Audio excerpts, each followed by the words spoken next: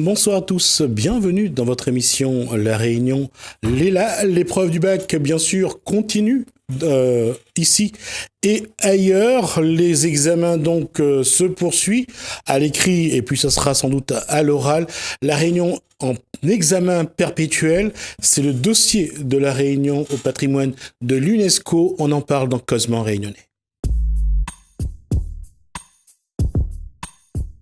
René Robert, bonsoir. J'allais dire, on dit scientifique, on dit chercheur, on dit... Réunionnais. Réunionnais. Merci pour l'adjectif. Serge Cavacci, bonsoir. Bonsoir. Alors, patron et président d'Émergence Réunion. Délégué, je préfère délégué Émergence Réunion, oui. D'accord, comme quoi on joue beaucoup sur les mots politiques. Le dossier de La Réunion au patrimoine de l'UNESCO, c'est exactement, est-ce qu'on peut rappeler au public, c'est quoi, aux téléspectateurs? C'est 10 années de travail, en équipe, hein, bien entendu, une seule personne n'aurait pas suffi. Et puis c'était la capacité de dire que il y a dans cette île quelque chose d'exceptionnel. Et il n'y a que les hommes qui puissent comprendre l'exceptionnalité de l'île de La Réunion, de l'expliquer et de le proposer à des spécialistes de l'UNESCO qui ensuite prennent une décision favorable ou défavorable selon les cas. Je vais être pragmatique et je vais essayer de faire en sorte que le téléspectateur comprenne la démarche. Qu'est-ce qu'il y a à préserver, qu'est-ce qu'il y a à montrer, et après on reviendra bien sûr sur ce qui est important, c'est l'avenir. Bien sûr. D'abord, sur ce dossier, qu'est-ce qu'il faut mettre dedans pour convaincre l'UNESCO ? Alors pour convaincre l'UNESCO, il fallait montrer que La Réunion avait par exemple des paysages remarquables, mais exceptionnels. C'est-à-dire en fait, il n'y a pas que la question de l'esthétique, que la question de la beauté, il y a aussi le fait que ça ne se trouve pas ailleurs à la surface de la planète. On parle de biodiversité ? Ah, c'est autre chose. Ça, c'est une deuxième partie qui rejoint la première. Je prends un exemple que tout le monde connaît, mais je crois que personne n'a véritablement le fond de la réponse. C'est que les 3 siècles de La Réunion, Mafat, Sillaos et Salazie, sont des paysages qui n'existent pas à la surface du monde. Donc, à ce titre, c'est exceptionnel. Et comme leur formation est exceptionnelle, on a voulu les mettre entre les mains des Réunionnais comme étant un patrimoine à garder, de telle façon qu'on se dise, La Réunion, c'est quand même quelque chose qui est à part. C'est pas une terre qui ressemble aux autres terres. On est dans ce domaine-là. Et puis, vous venez de le dire, à côté de ça, il y a une végétation absolument remarquable. Plus qu'une faune, il y a une flore. La faune a beaucoup perdu depuis l'arrivée des hommes. Bon, ça c'est facile à comprendre, notamment les grosses tortues ont complètement disparu. Il en reste aux Seychelles, il en reste à Maurice, mais chez nous c'est fini. Par contre, au point de vue végétation, il reste encore de très très jolies choses qui ont permis aux chercheurs qui s'occupaient de cette question de classer la végétation de l'île également comme patrimoine exceptionnel à l'UNESCO.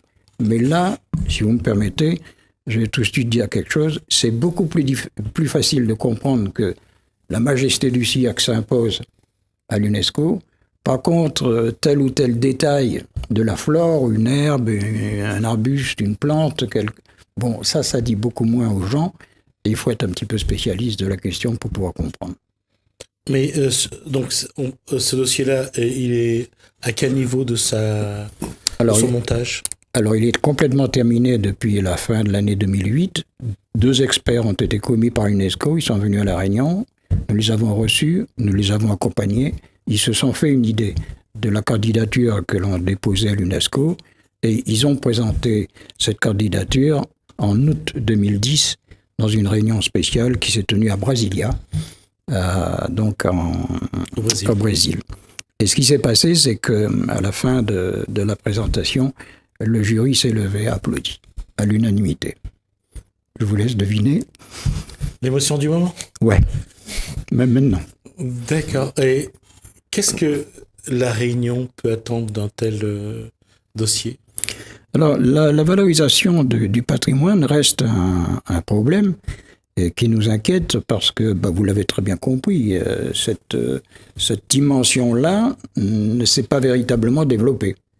Si vous posez la question aux nombreux créoles que vous rencontrez ici et là, d'abord, ils n'ont peut-être pas conscience d'avoir un patrimoine mondial à leur disposition, et même s'ils ont entendu parler de cette question, ils ne voient pas très bien de quoi il s'agit et en quoi ça leur apporte quelque chose.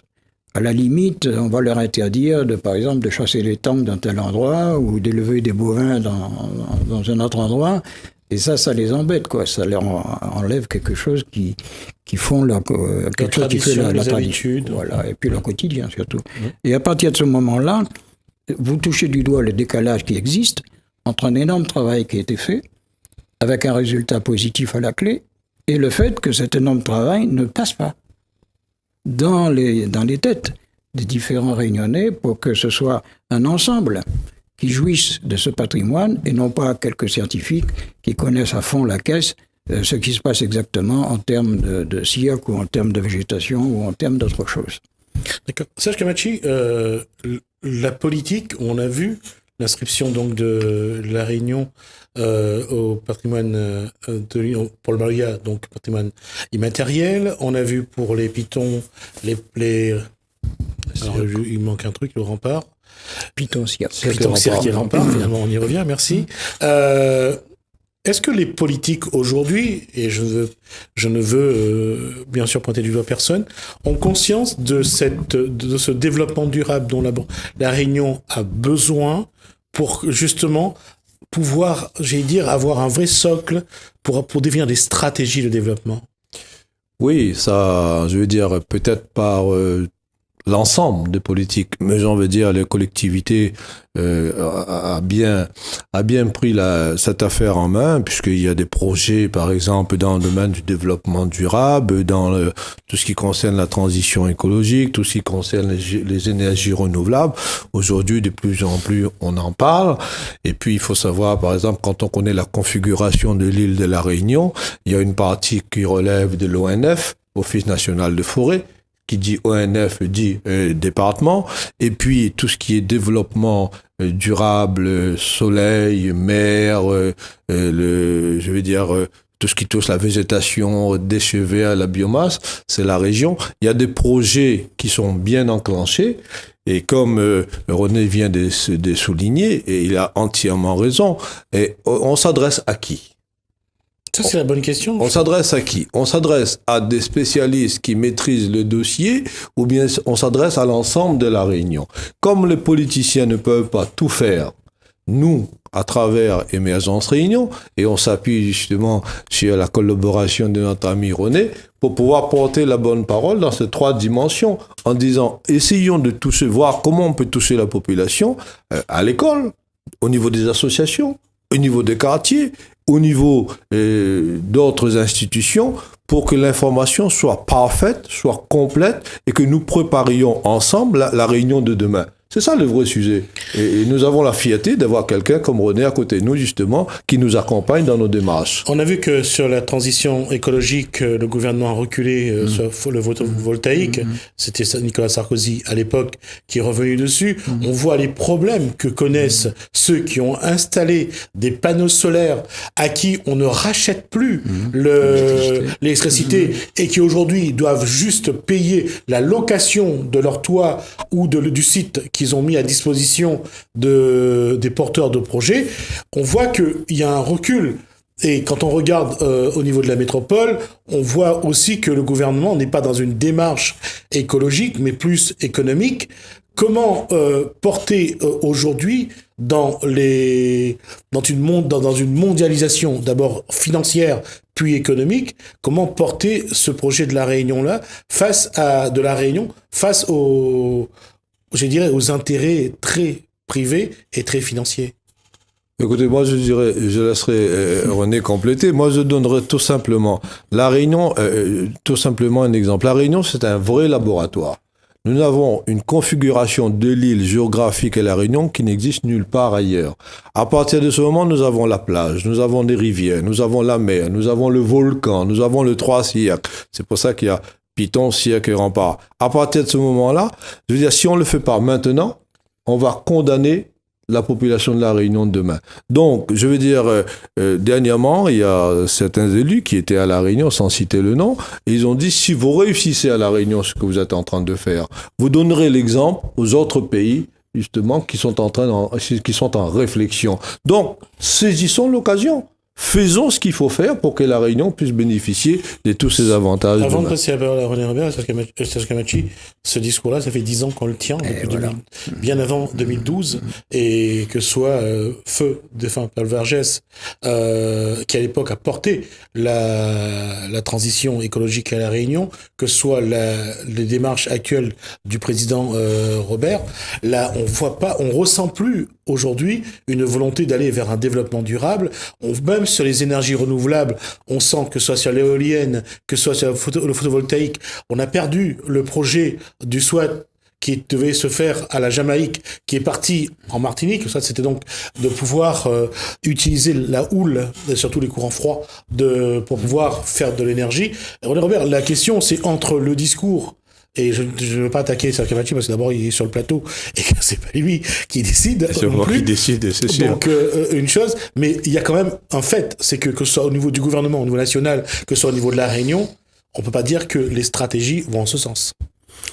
Alors moi, je suis tout à fait d'accord avec vous. Je ne vais pas entrer dans cette problématique parce qu'elle est tellement évidente qu'elle se suffit simplement à la présentation.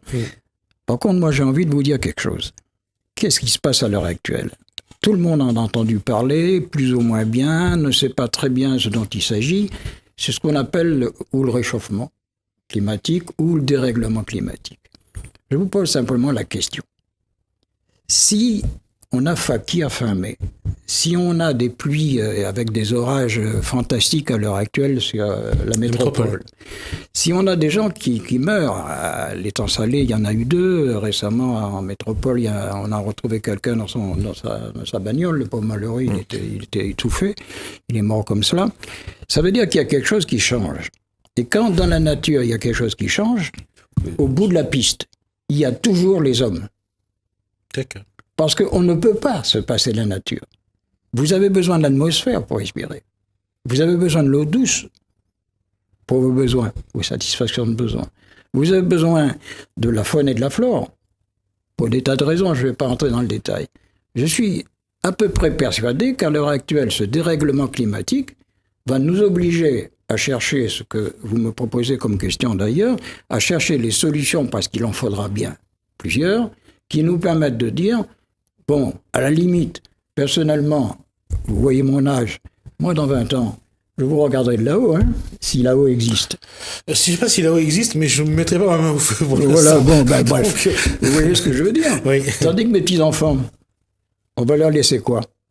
Les vôtres. Non, je suis d'accord. Et à partir du moment où la stratégie devient la suivante, qu'est-ce qu'on fait ? On se croise les bras, on attend que ça se passe, et on ne fait rien, première solution. Deuxièmement, on développe une stratégie de la peur, en disant aux Réunionnais, attention, là, il y aura des morts, il y aura des blessés, on va se foutre sur la gueule, etc., etc. C'est ça la bonne pédagogie ? Ou troisièmement, on prend une décision qui me semble plus sage mais difficile, qui est celle de se dire, bon, maintenant, écoutez les gars, on a suffisamment perdu du temps. Comme le groupe précédent le disait tout à l'heure avec beaucoup d'intérêt pour nous, on se prend par la main, et puis maintenant, on crée quelque chose d'autre. Parce que si on n'arrive pas à être tous ensemble à la recherche des solutions, je vous dis franchement, on ne les trouvera pas. Je vous prends un seul exemple. Un seul exemple. Regardez, quelle est la naissance de la Réunion est due à quoi ? La naissance de cette île que nous habitons et que nous aimons. À un volcan surgit de l'océan. Admettez que ce volcan n'existe pas, il n'y a rien du tout. Et à partir de ce moment-là, quand le volcan est sorti de la mer, les premiers oiseaux sont arrivés, les premiers insectes, les premières plantes, etc. Et tout d'un coup, il y a quelque chose qui s'est créé en bout de piste, d'accord, au XVIIe siècle, avec les colons notamment de l'époque de Colbert, on voit arriver les premières personnes qui s'installent à La Réunion. D'accord ? Vous voyez que nous, on est toujours dans un bout de piste. À ce moment-là, le problème, c'est quoi ? C'est que le dérèglement climatique va toucher la nature. Et en touchant la nature, va toucher obligatoirement la non-satisfaction de besoins des hommes. Et là, on sera obligé de prendre des décisions, on sera obligé de chercher des solutions. Et ça, si on ne veut pas le faire maintenant, on aura perdu du temps et c'est dommage pour tout le monde. Mais justement, sur ce point-là, quand on regarde, on voit le recul sur différents produits chimiques en métropole. On voit le problème qu'à La Réunion, dans tout ce qui est traitement, élimination des déchets, on continue à enterrer, voilà, à enterrer donc les déchets, alors que ils arrivent toujours pas, et je vais le dire, depuis 2006, lors de la visite de la ministre de l'époque de l'écologie, Madame Hollin, ils n'ont toujours pas réussi à savoir s'il faut faire un incinérateur ou passer à autre chose. Et on voit seulement après des années, la Civis a réussi à proposer une multifilière. On voit le problème qu'on a dans l'Est entre le Nord et le Sud sur la stratégie à mener, à choisir qui va fabriquer. On voit bien que au-delà de ce qui devait être les décisions qui auraient dû être prises il y a depuis 20 ans, on est toujours dans la démarche, on n'arrive toujours pas à prendre une décision, et à chaque fois, ce qui est un paradoxe, on attend que le coût soit le plus élevé possible pour prendre une décision. Par exemple, si on prend la route des Géraniums au tampon, en 2010, ça coûtait 100 millions, aujourd'hui, ça coûte 580 millions. Et pourquoi ? Finalement, pas grand-chose. Et plus les dommages.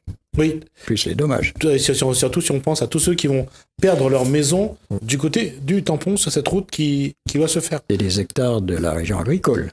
Et surtout, puisqu'on est au cœur du parc, entre autres.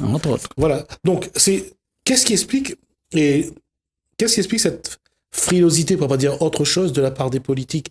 Et est-ce qu'aujourd'hui, la situation n'est pas assez alarmante pour que les décisions soient prises?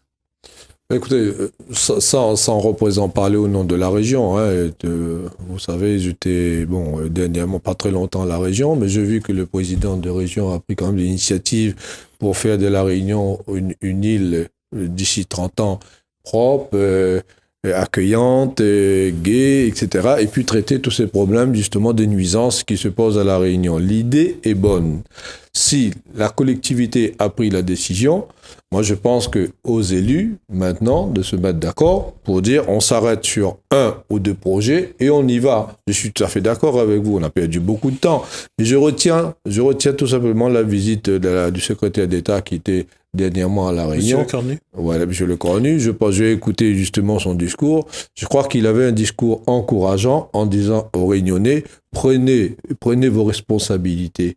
Il faut pas uniquement dire les élus vont faire, il faut que les Réunionnais également disent aux élus, nous avons suffisamment attendu, mettez-vous d'accord, sortons le dossier qu'il faut pour la Réunion pour que justement nos enfants, nos petits-enfants puissent vivre dans les meilleures conditions.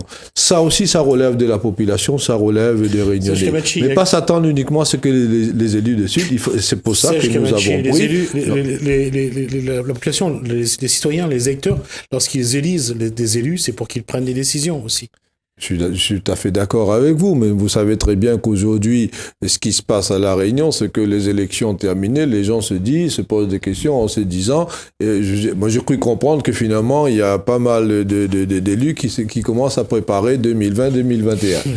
Alors c'est pas interdit. Je vais pas faire un faux procès à Serge Kamachi parce qu'il ne représente pas la classe politique, mais je vais quand même ajouter quelque chose. C'est un paradoxe à chaque fois.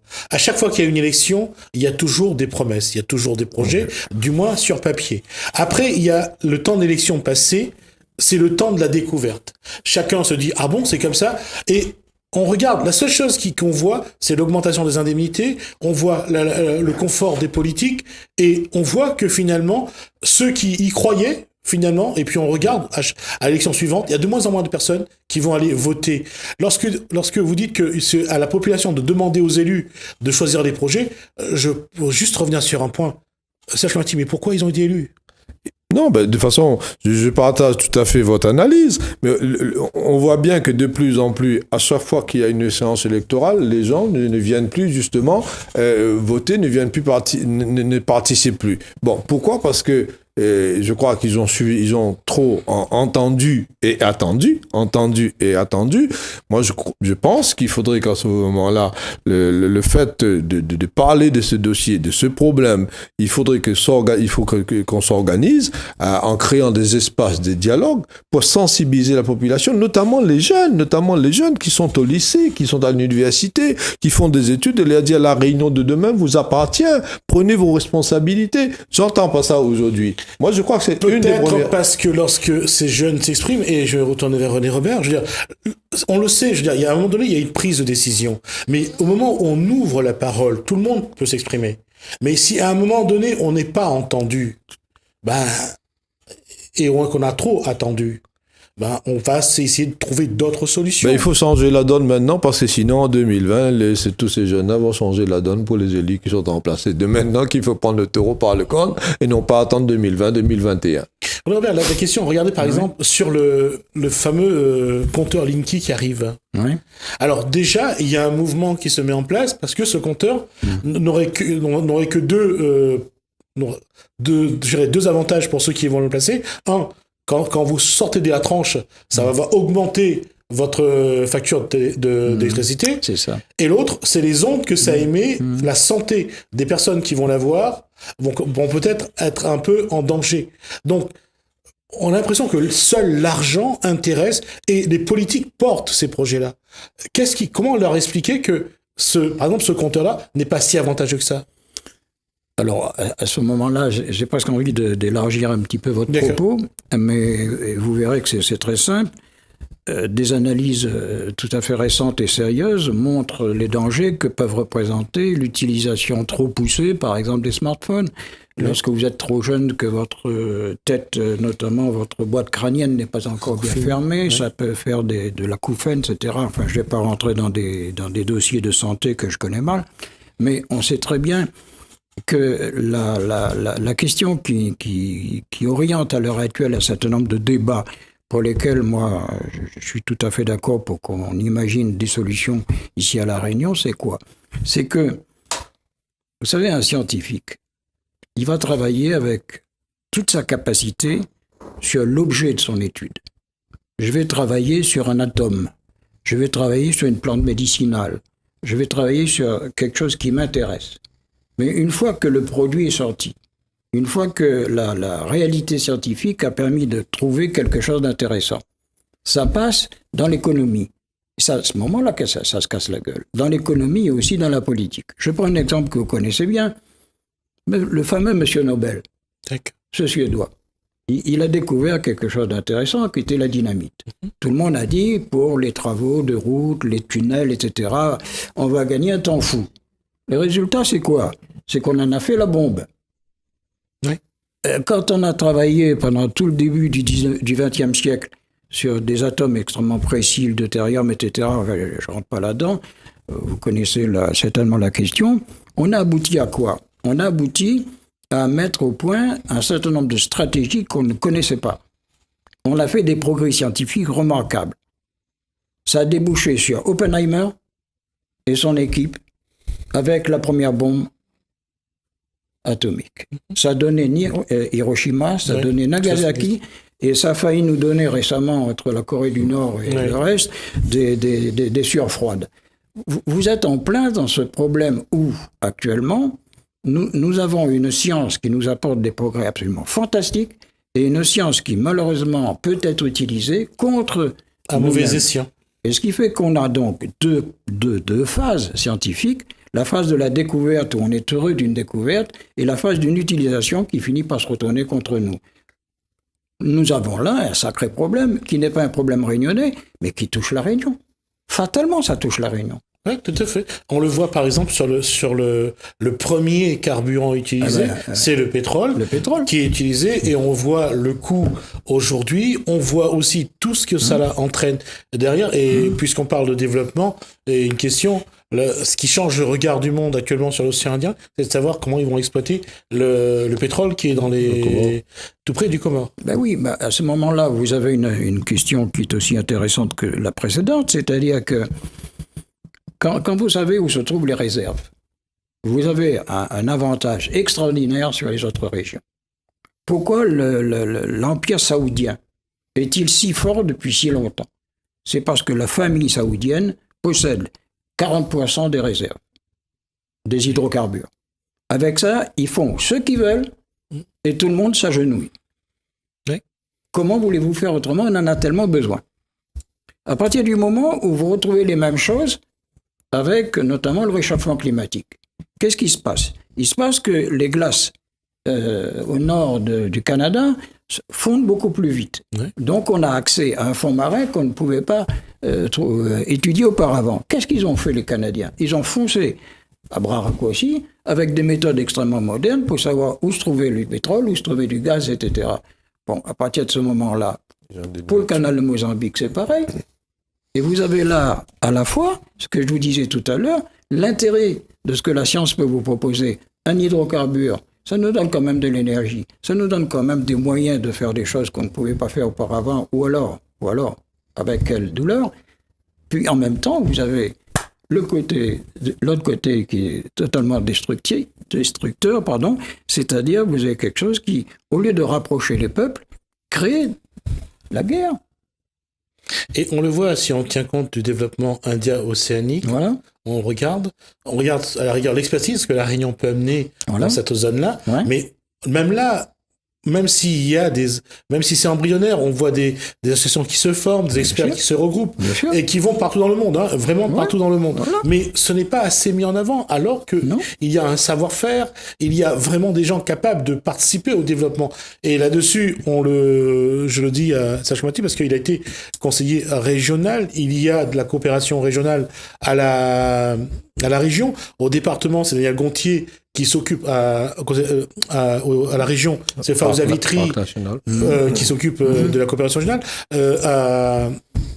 Au département, c'est également Daniel Gontier qui est en charge des relations internationales avec la zone. Mais au-delà de ça, on a l'impression que ça reste très cloisonné. Ça reste entre les mains de quelques-uns qui s'occupent de ça. Et on ne va pas s'ouvrir. On ne va pas utiliser le potentiel.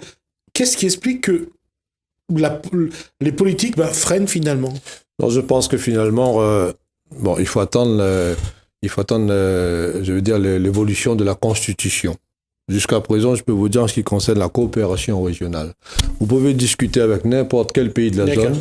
D'accord, vous n'aurez jamais, la région Réunion les collectivités de la Réunion n'auront jamais l'autorisation d'aller signer un contrat avec Maurice, avec Madagascar, avec Seychelles, avec les Comores. La révision de la Constitution, article 73, qui est en cours. Serge Mathieu, à moins que le président de la République utilise l'article 11, qui concerne un référendum, je ne vois pas comment, dans le contexte politique actuel national, comment Emmanuel Macron peut changer à Versailles l'article 73. Voilà. Alors, un congrès ou pas, mais je veux dire, tant que le gouvernement ne donnera pas à la Réunion une certaine autorité de négocier, de signer, de gérer dans le cadre de la coopération, ça n'avancera pas. Ça fait depuis des années. La seule chose que j'ai pu constater l'année dernière, ou cette année, début d'année, il y avait une séance de la coopération, une réunion de la coopération régionale à Maurice. J'ai cru comprendre que le gouvernement a délégué le président de région pour pouvoir représenter l'État français. C'est une première. Il faut qu'il y en ait d'autres dans le domaine de la santé, dans le domaine économique, dans le domaine du développement, de la formation, et c'est une première. Souhaitons que ça évolue. Juste pour préciser aussi une chose, c'est que là où Serge Kamati a aussi raison, parce que c'est une réalité, c'est que même au sein de la Commission de l'océan Indien, ce n'est pas la Réunion qui a la parole, mais c'est la métropole. Tout à fait. Et voilà. Et voilà l'inconvénient. Donc, effectivement, il faut que la Réunion, progressivement, dans les mois qui viennent, dans les années qui viennent, trouve sa place dans le cadre de la coopération. L'océan Indien, pourquoi ne pas aller plus loin avec Mozambique également, qui est tout proche de nous, l'Afrique du Sud, qui était proche de nous. Et moi, je crois que c'est comme ça qu'on pourra s'en sortir, qu'on pourra avancer. Alors, il nous reste 5 minutes, comment, dans ce contexte-là, penser au développement, comment penser à l'avenir? Qu'est-ce qu'il faut bouger comme levier pour que la Réunion, d'un point de vue politique et autres, puisse se dire on avance, et on avance dans un développement durable? Nous, ce qu'on peut faire, sans prendre la décision à la place des élus.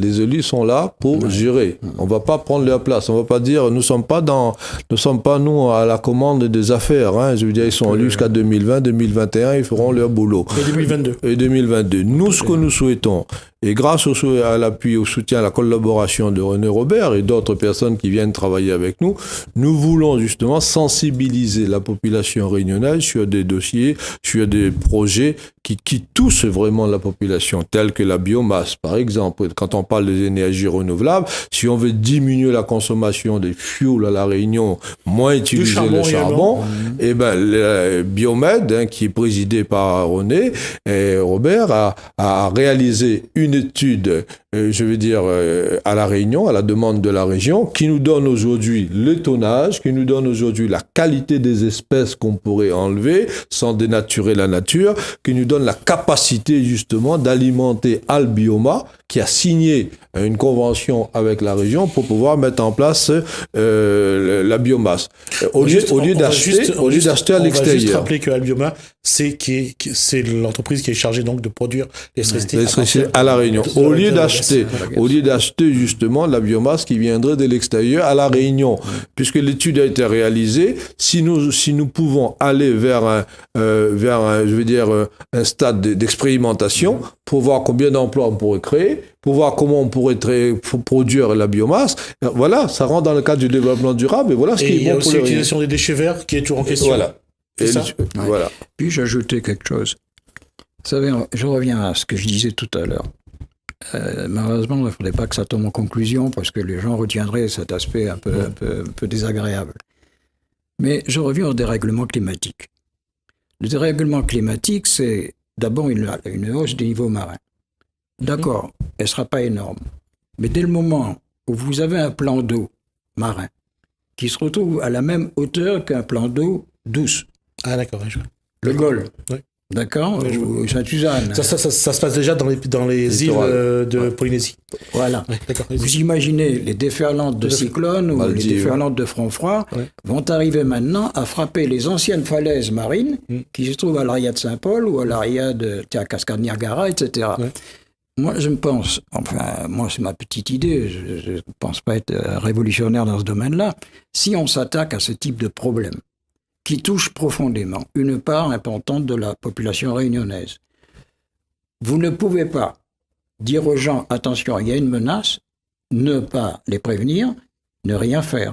Peut-être que nous avons là une introduction, qui nous permette de dire aux gens, écoutez, on est tous sur la même île, on est tous concernés par le même problème, et à partir de ce moment-là, est-ce qu'on ne peut pas avancer ensemble de telle façon qu'on arrive demain à sauver ce qui peut être sauvé, qu'il n'y ait pas de mort d'homme demain parce qu'il y a eu un cyclone, parce qu'il y a eu un orage, parce qu'il y a eu ceci, parce qu'il y a eu cela. Je vous donne un dernier exemple qui va vous faire sourire. Vous connaissez le bassin La Paix. Oui. Vous connaissez la beauté de ce bassin. Oui, la chute d'eau surtout. Avec la chute d'eau. Oui. Récemment, il y a un couple qui s'est noyé malheureusement. Tu sais, tout autour du bassin La Paix, il y a des colonnades magnifiques. Ce sont des colonnades volcaniques. Nous, on était persuadés que ça venait du Piton des Neiges qui était juste à côté. Tiens-toi bien. Ce sont des colonnades qui viennent de la fournaise. C'est vrai ? Explique-moi comment la fournaise qui est de l'autre côté a pu envoyer vers la rivière des Roches une coulée suffisamment forte pour faire des colonnades. C'est ça notre problème. C'est-à-dire qu'il faut qu'on comprenne qu'on est dans une nature qui nous offre énormément de potentiel, mais qui offre aussi des dangers. A-t-on le droit de fermer les yeux sur les dangers pour notre génération et les générations qui viennent ? Peut-être que là, on a une introduction psychologiquement plus facile à mener que de se dire il vous manquait de civilité, etc., etc. Vous savez très bien que ça ne marche pas. Vous avez certainement en tête l'histoire de Bonne Cochon. Il faut faire la pédagogie. Merci. Je n'aurais pas conclu de cette façon-là, mais merci René Robert. Donc, on aura l'occasion de se revoir. Pareil, CH Clémenti, on aura l'occasion de revenir. Je pense qu'on ouvrira le débat après septembre, puisqu'il y aura sera l'ouverture des élections. Ça, je pense, le moment aussi de sensibiliser et de mobiliser les énergies et les énergies renouvelables à ce qu'on puisse changer vraiment les choses et faire avancer la Réunion dans le bon sens. On en a. Je t'assure qu'on en a. Merci. Tout à fait. Juste pour terminer, pour dire que nous allons organiser plusieurs séances de rencontres à travers l'île avec les associations qui nous accueilleront. Et René fera sa première conférence vendredi 29 à Sainte-Rose sur les problèmes du développement, perturbations écologiques. C'est ce que je viens de te dire. Voilà. D'accord. Vous reviendrez, donc on a l'occasion de suivre ça et on va voir un petit peu si les élus prendront le train en marche. Pour et la voir population. que, et la population. Les élus et la population, je fais plaisir à Serge Gamachi, prendront le train en marche. Il est vrai que aujourd'hui, la solidarité, c'est la première chose qui pourrait sauver la nature et la nature pourrait sauver sans doute les hommes. Merci à vous.